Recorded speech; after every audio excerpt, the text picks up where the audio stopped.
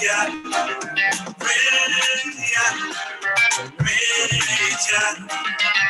it all you got, with all of your heart.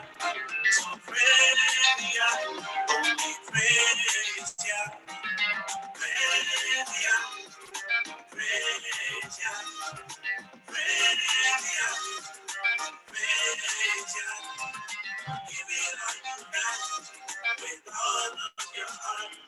So praise ya, praise ya.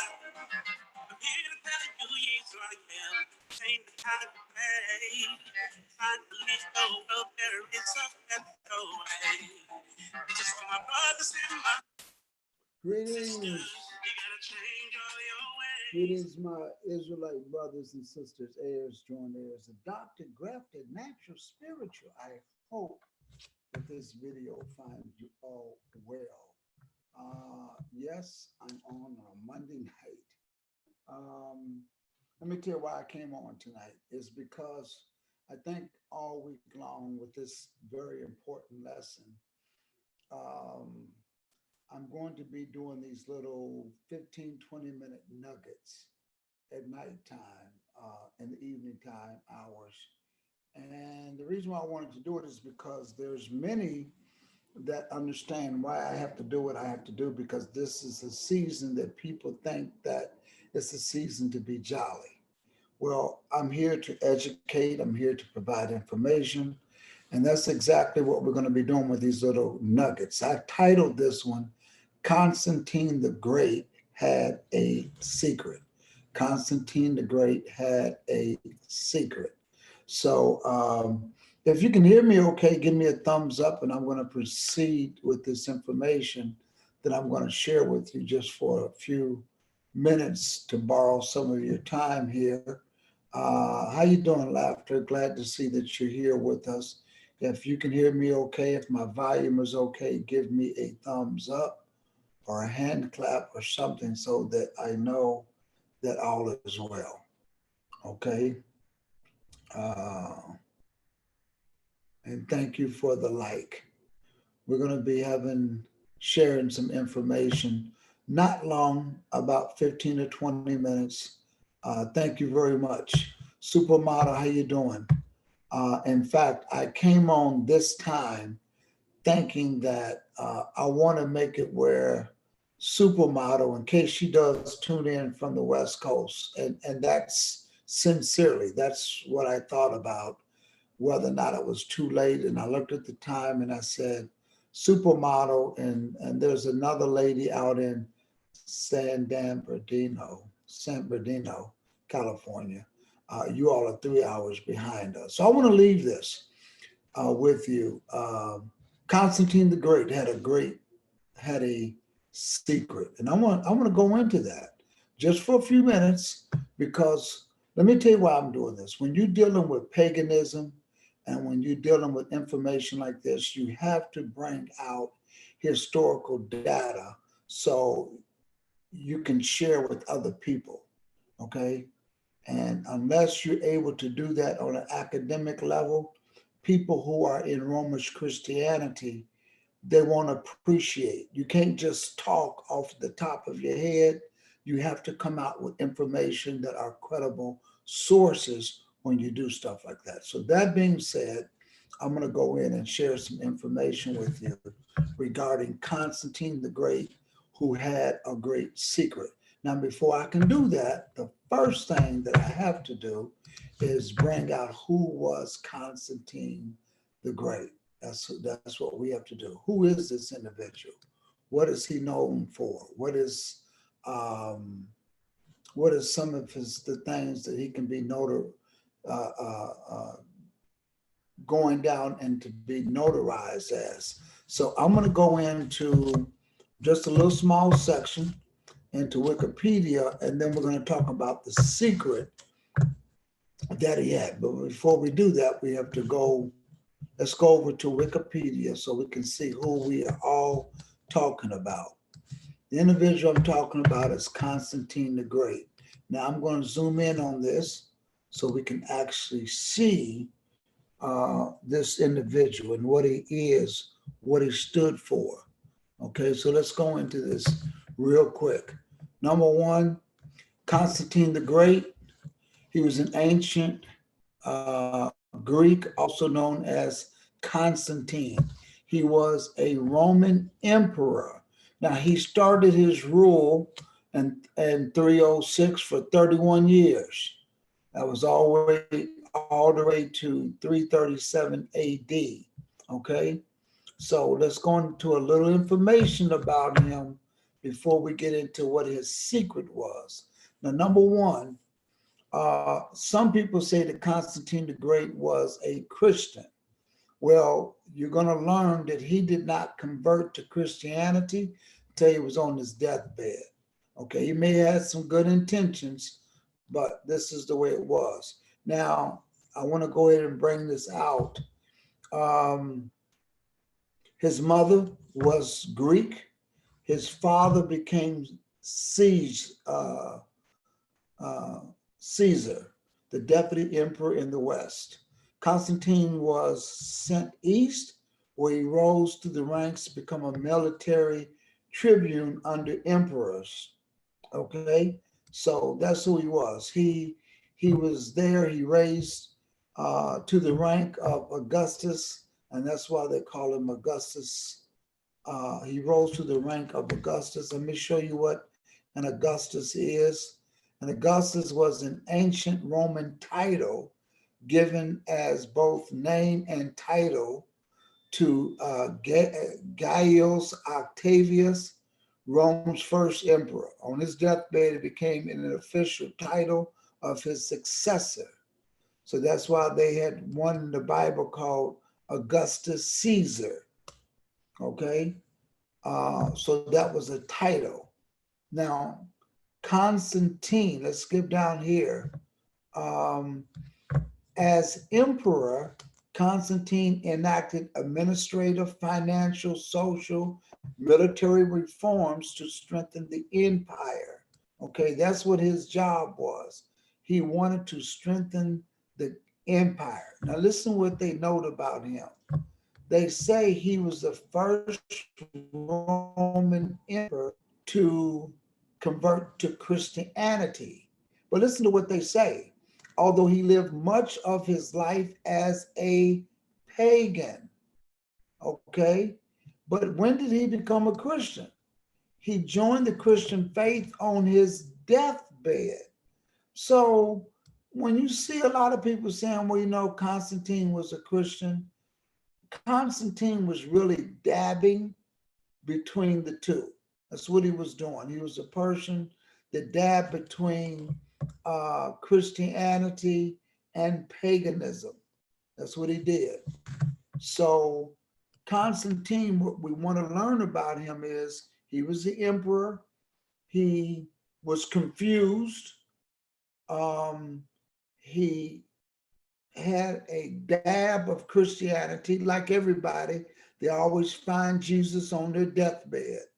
And that's what Constantine did. He found Christianity, he found Jesus on his deathbed. Why? Because all those pagan gods wasn't working. And there's always just something inherent in man that although people may not recognize the Most High, when they get on their deathbed, when they get in that trouble, they always turn to God real quick, just fast. So understand and respect what it said. I'm going to go back and look at that just a few more minutes so you can look at what they said before we get into his secret. Okay. It just, again, he joined the Christian faith right here on his deathbed. Okay. I'm not going to go into who he was baptized by and all like that, but let's just go back up here. Um, he was a pagan.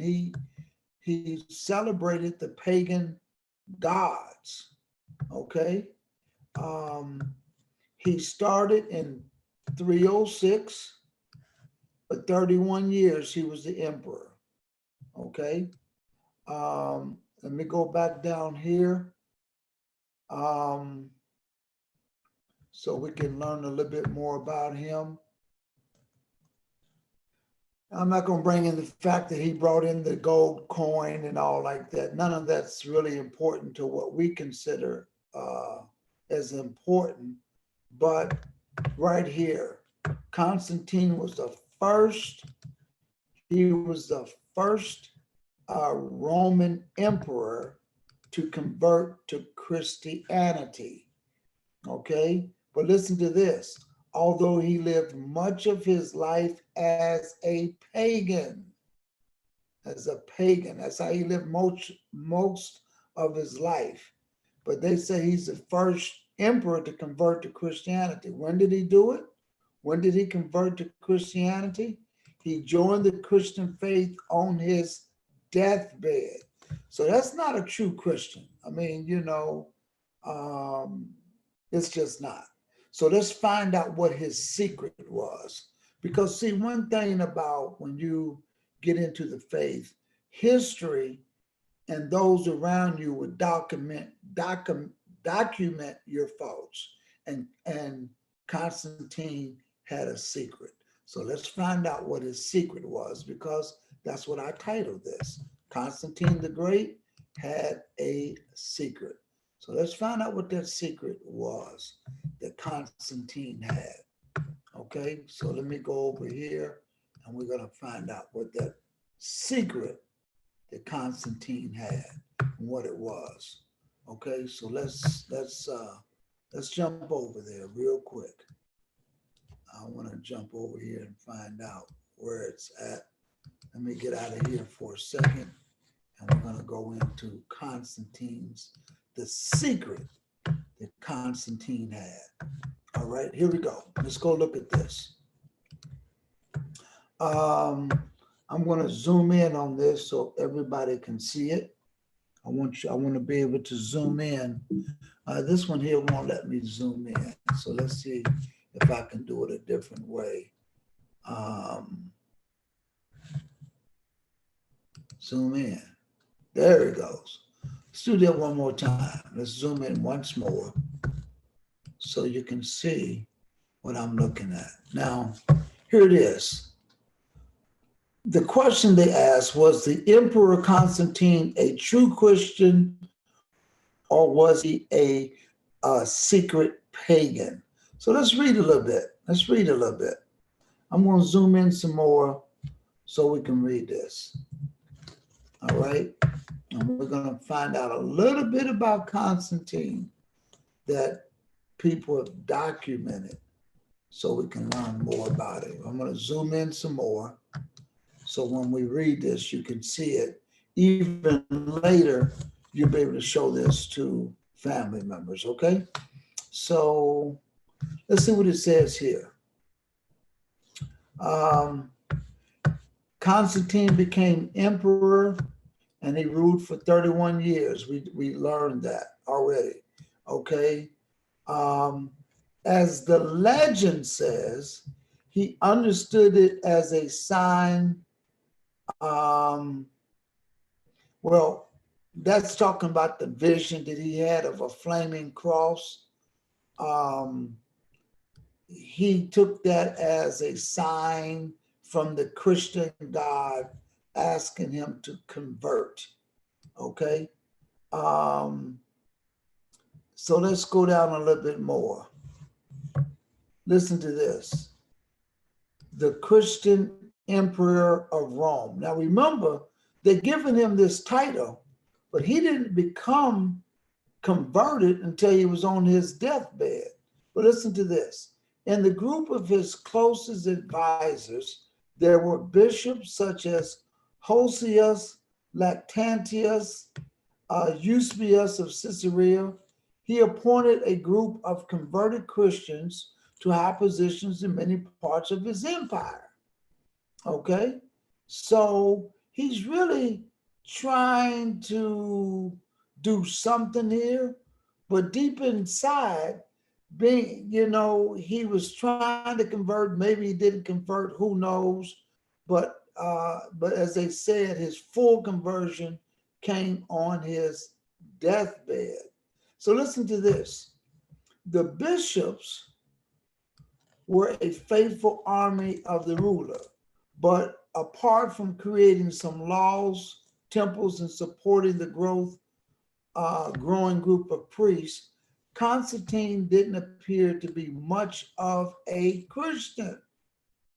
So to them, he wasn't much of a Christian. He agreed with the bishop's suggestions to legislate against magic and private uh, divination, but if a change in these kinds of laws was not put forth by an influential bishop, Constantine wasn't interested in making the changes. So, he really didn't have a true interest. But let's get over to his secret. Let's get over to his secret, is what I want to bring out here. Okay, Constantine's secret. So, listen to this. Um, a part, here's his secret, from his political motives to support the growing army of priests, Constantine may have had a secret.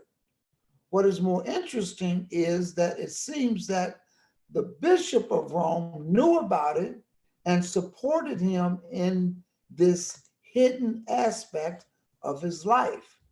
Listen to this. The truth was that Constantine outwardly supported the new religion, being Christianity, and it wasn't new. What they understood, it was the Romish version. But still, although he supported it outwardly, but still worshiped the sun and pagan symbols. So he could not get away from worshiping the sun. So they titled this A Christian Who Worshiped the Sun. Now, this is right here where you can find it. Somebody's going to say, well, what's the source of this? I just did a simple Google search. This is the ancient origins. This is an online encyclopedia. They do have the hard book version, but the online version.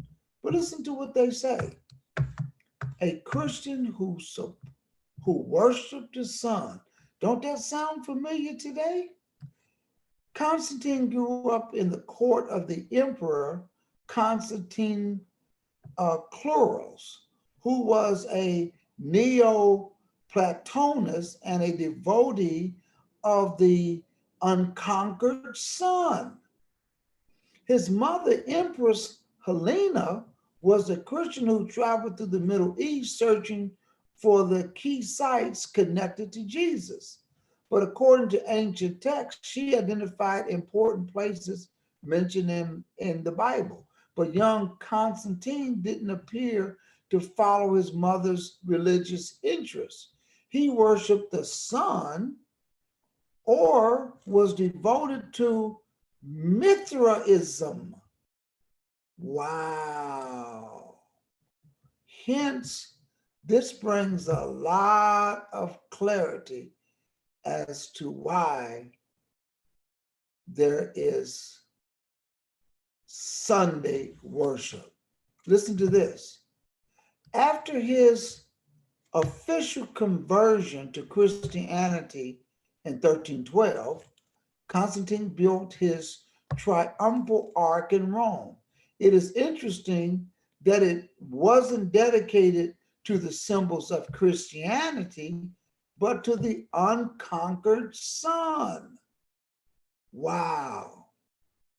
During his reign, he changed many aspects connected with pagan cults, but that doesn't mean that he stopped the cultivation of old traditions. So now you see why I call this the secret that Emperor Constantine had. That's why you have Sunday Sabbath, Sunday worship. Listen at the words S-U-N. You can't make this up. This is written right there before our eyes, right there before our eyes.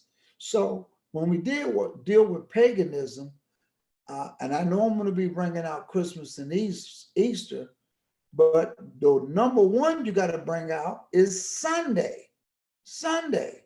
Sunday worship.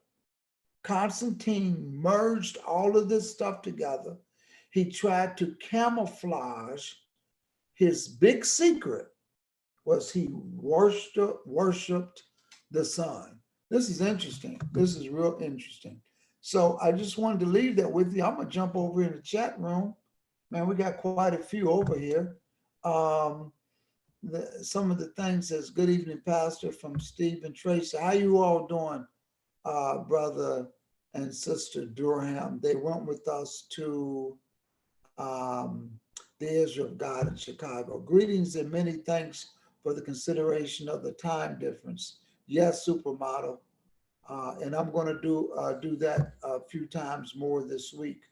Remember now the creator of the days of thy youth, while the evil days come not, nor the years draw nigh, when thou shalt say, I have no pleasure in them. That's from Brother J.D. Israel out in Wisconsin.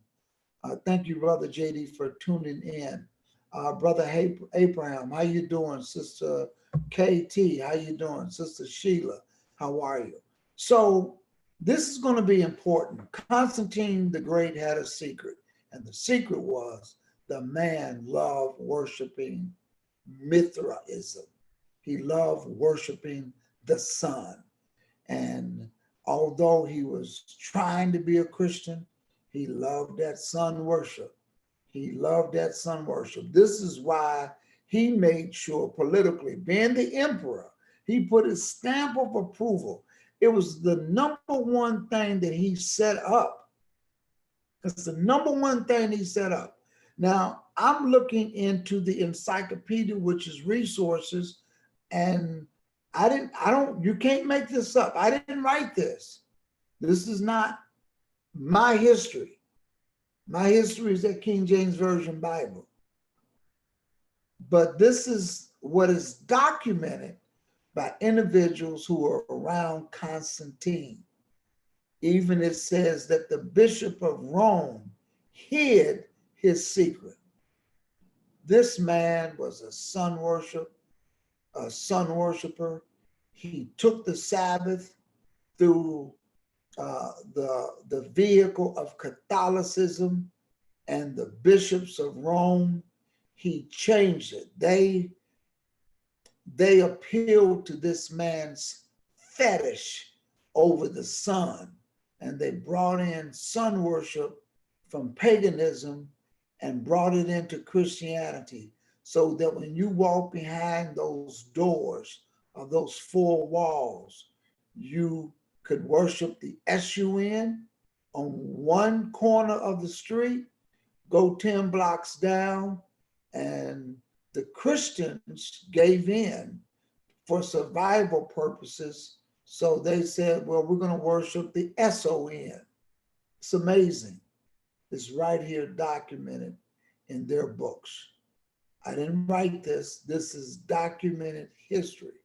So in order to understand paganism and why do we have the Christmas tree? Why do we have the Easter bunny rabbit laying eggs? Why do we have Valentine's Day with some sort of little small angelic elf shooting arrows? Why do we have that? We're going to deal with it. We're going to deal with it all week long. We're not going to let it go. We're not going to let it up. Let your preacher know. Let your Bible study teacher know. Tune in this week. Tune in, because we're going to show the origin of everything. At best, we want you to give up that Christmas tree. We want you to give up that Santa Claus. We want you to give up those mistletoes and all that gift giving. Give it up. You're going to give it up. After this lesson, after these series, you're going to have to give it up, because we're going to be bringing the truth out from your history books. It's all documented. Don't think the experts don't know this. Don't think the bishops don't know this. Don't think those that are in charge don't know this. They don't want to teach the truth. This week, you're going to get the truth. You're gonna get it you're gonna get it raw and uncut. And I'm gonna take it not from my own words. I'm gonna read it right out of the encyclopedias, right out of the world almanacs, right out of history books. I'm gonna show you. I'm gonna reveal what this stuff is and where it came from. So we hope that you've enjoyed just this few minutes to be with us tonight. Maybe there's a question. I mean, I'll take a few minutes. Maybe there's something somebody want to ask. I'll take a few minutes to do it. But we've showed you. We're going to be starting this all week. You'll be able to take this video and say, watch this video. That's why I want to keep them short. So you can tell people, watch this video on Constantine the Great. I'm talking about this is for your family who you're trying to draw out of Christmas and Easter and Sunday worship. Show it to them because we're going to reveal it. We're not going to let up off for this week. So that being said, I don't see any questions in the room. I'm just going to just shoot back over there just for 1 minute, so you can see what we covered tonight about the secret that Constantine the Great had. And here was his secret. I'm going to pull it out. I'm going to show you the secret that the man had that they didn't want anybody to know. But the historians are writing it. They're revealing it. And here was his secret, because everybody says, well, you know, he was a Christian. Well, let's reveal his secret that's been documented by the bishops of Rome. Listen to this. After his official conversion to Christianity in 1312, let's talk about that for a second, because I'm going to show you when that happened. I got to leave that. Listen to this. He joined the Christian faith on his deathbed. Listen to this, what they say. Constantine the Great was the first Roman emperor to convert to Christianity. But when did he do it? Like everybody, when they get in trouble. He joined the Christian faith on his deathbed. Let's go back over and talk about his secret that he has. Okay? And here was the secret that Constantine had that he didn't want anybody to know.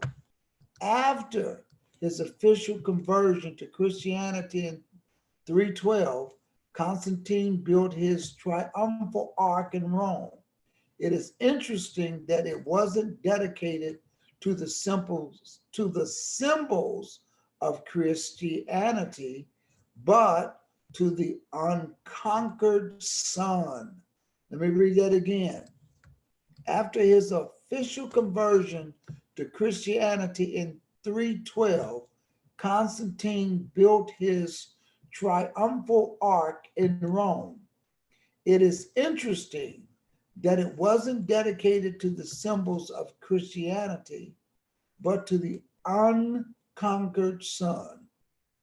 During his reign, he changed many aspects connected with pagan cults. We're going to get into that later during the week. But that doesn't mean that he stopped the cultivation of old traditions. Let's continue to read. Okay? I think it was up here. I can go back and he worshiped the sun. Listen to this. Constantine the Great grew up in the court of the Emperor Constantine Chlorus, who was a Neoplatonist and a devotee of the unconquered sun. His mother, Empress Helena, was a Christian who traveled to the Middle East searching for key sites connected to Jesus. And then it says, but young Constantine didn't appear to follow his mother's religious interests. Why? He worshiped the sun or was devoted to Mithraism. That's what he did. Let's go back up and find out what he kept as a secret. Listen to this. Apart from his political motives to support the growing army of priests, Constantine may have had a secret. What is more interesting? It is that it seems that the Bishop of Rome knew about it and supported him in his hidden aspects of his life. The truth was that Constantine outwardly supported the new religion, but still worshiped the sun and pagan symbols. This came from a source called the Ancient Origins, reconstructing the story of humanity's past. It can't get better than that, people. You can't make this up. You cannot make this up. But we're going to be bringing it out all week long. Listen, thank you all for tuning in. Um, Thank you for tuning in. We're going to be hitting this again all week long. Keep this video, hit the like button, share this video, share it with some family members who you know need this. They need to hear this. Okay? We're just showing a little bit of nugget, but when we get finished, you're going to be able to put a whole packet of these series together. That being said, I'm going to go watch the second half of Monday Night Football. Go Dallas. We'll talk soon.